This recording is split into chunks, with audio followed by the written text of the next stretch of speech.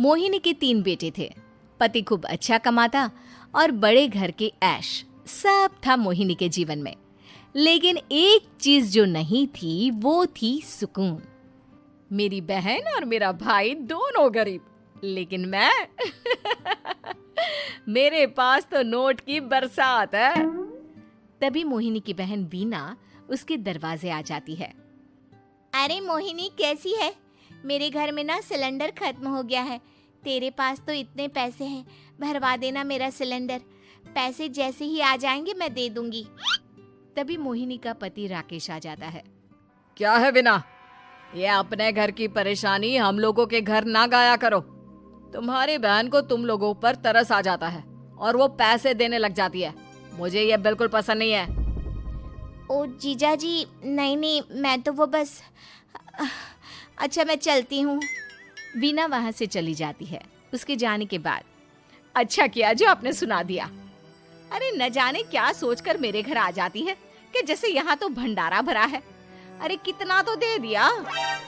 अच्छा जी, जरा 1000 तो देना। वो बिन्नी दीदी है ना, उनके घर जा रही हूँ।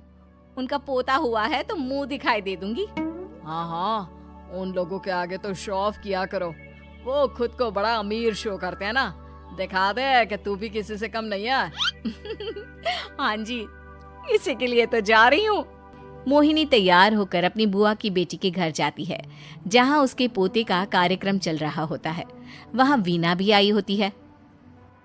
अरे वीना, क्या जरूरत थी यहाँ आने की? तेरे घर पर गैस नहीं है तो वो भरा लेती। क्या करूं मोहिनी, बुआ को बुरा लग जाता नहीं जाती तो। वैसे मेरे पास एक जोड़ा बच्चे का कपड़ा रखा था, वही अपनी चांदी के पायल के साथ देने जा रही हूँ। घर पर गैस थी नहीं, सोचा परिवार यहीं खाना खा लेगा, बाकी सुबह का सुबह देखा जाएगा। मोहिनी को बहन पर दया आ जाती है। वो पर्स से 1000 रुपए निकाल कर दे देती है। ले वीना, लेकिन पैसे वापस कर देना, तेरे जीजाजी हिसाब लेते हैं। मोहिनी भी क्या करती, गरीबी में बहन का सहारा ही उसके जीवन जीने का आधार था। फिर एक रोज, सुनिए, भाई के घर बेटी हुई है, मुझे माँ के पास जाना होगा। अरे उस घर में ना कूलर है ना एसी, कैसे रहोगी तुम? हाँ, वही सोच रही हूँ कि अकेली जाऊं, बच्चों को साथ ना ले जाऊं। चले जाओ, लेकिन ये जो तुम अपने गरीब परिवार से मिलने चली जाती हो ना, मुझे बिल्कुल अच्छा नहीं लगता। पता नहीं मैं भी कैसे मैनेज करती हूँ, लेकिन क्या करूँ। मोहिनी भाई भाभी के घर आती है। मोहिनी, कैसे आना हुआ? तू यहाँ हम लोगों के घर रह लेगी या फिर किसी होटल में रहेगी? क्या हो गया है माँ? मोहिनी को क्यों ऐसे बोल रहे हैं आप? अरे तू नहीं जानती अपनी ननद को, पैसे वाली है ना, तो ऐड कुछ ज्यादा ही है।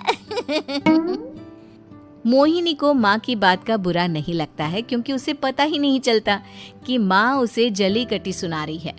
वो भाभी की बच्ची के साथ लेन देन करती है और वहाँ से चली जाती है। उसके जाने के बाद, माँ, क्यों आप मोहिनी को इतनी सारी बातें सुनाती हो? भाई का बेटा बोल पड़ता है। माँ, क्योंकि दादी जानती है कि बुआ के अंदर घमंड है। सही बोल रहा है मोहन। बहू भले तुझे ना दिखता हो, लेकिन मुझे और मोहन को दिखता है कि वो कितनी घमंडी है। मोहिनी मायके आती है, जहाँ गरीबी के कारण चीजें कम होती हैं। इस मोहन के बच्चे को काम पर लगा दो ना, किसी दुकान या किसी होटल में। बर्तन धो लिया करेगा, कम से कम 4 पैसे और आएंगे घर में। देख मोहिनी, माना तेरे पास पैसा है, लेकिन तेरे भाई के दिन इतने भी बुरे नहीं चल रहे कि वो अपने बच्चे की पढ़ाई रुकवाकर उससे बर्तन धुलवाए। मोहन माँ की ओर देखता है, जैसे आंखों से बोल रहा हो, देख लिया बुआ का हाल। हाँ मोहिनी, बात तो सही है, लेकिन अभी मोहन को पढ़ना है। आखिर तुम भी तो अपने दोनों बेटों को पढ़ा रही हो ना। मेरे बेटों से कैसे कंपेयर कर सकती हैं आप? अरे वो तो कलेक्टर बनेंगे। हाँ, कल को वो मोहन को नौकरी में रख लेंगे, क्यों? मोहिनी कुछ दिन और रहकर चली जाती है। धीरे धीरे दिन बीतता है। मोहन बड़ा होता है और कड़ी मेहनत से सफल भी हो जाता है। मोहिनी, माँ के जाने के बाद तो तुमने भाई भाभी के घर जाना छोड़ ही दिया, क्यों? वो क्या है ना, उन लोगों का घर छोटा है, मेरे बच्चे जाना ही नहीं चाहते। पर तुझे क्यों अचानक मायके की बात याद आ गई? यार मेरा तो मायका है, भाई भाभी है, मेरा तो आना जाना लगा ही रहता है। हाँ, क्योंकि तुझे आदत है ना ऐसे छोटे से घर में और कम पैसे में रहने की। वैसे क्या खबर है आजकल मायके की अपने? अब वो घर छोटा और कम पैसे का नहीं रहा, क्योंकि मोहन तो बहुत बड़ा आदमी बन गया है। फिर क्या? मोहिनी भाभी को फोन करती है। मोहन किसी बड़ी कंपनी का मैनेजर हो गया है क्या भाभी? क्या ये सच है? हाँ मोहिनी दीदी, अब तो हम लोगों के गरीबी के दिन कट गए। आपके भाई ने कोई अच्छे कर्म किए होंगे जो हम लोगों का बेटा इतना अच्छा कमा रहा है। देख लो भाभी, पहले भी आपने कई गलतियां की थी, आप थोड़ा संभल कर चलना। भाभी को मोहिनी की बात समझ में नहीं आती कि वो क्या कहना चाहती है। फिर एक दिन वीना मोहिनी से कहती है, मोहिनी, हमारा भतीजा मोहन अच्छा कमा रहा है, क्यों ना मैं अपने बेटे की नौकरी के लिए उससे बात करूं? अरे बुआ का बेटा है, ये सोचकर मदद तो करेगा ना? हाँ हाँ, क्यों नहीं करेगा, उसके बुरे दिन में तो हम भी खड़े थे। मोहन को वीना फोन करती है और अपने बेटे की मदद करने की बात करती है। हाँ हाँ बुआ, क्यों नहीं, आप सिद्धार्थ को भेज दें, मैं अपनी ही कंपनी में उसकी नौकरी करवा देता हूँ। दिन बीतते हैं, अब वीना के हालात भी अच्छे हो जाते हैं। क्या बात है वीना, तूने भी कार ले ली, वो भी इतनी अच्छी? हाँ मोहिनी, अपने भतीजे के कारण तो हम लोगों के दिन अच्छे हो गए। उसने सिद्धार्थ की नौकरी लगवा दी है, वो भी शानदार।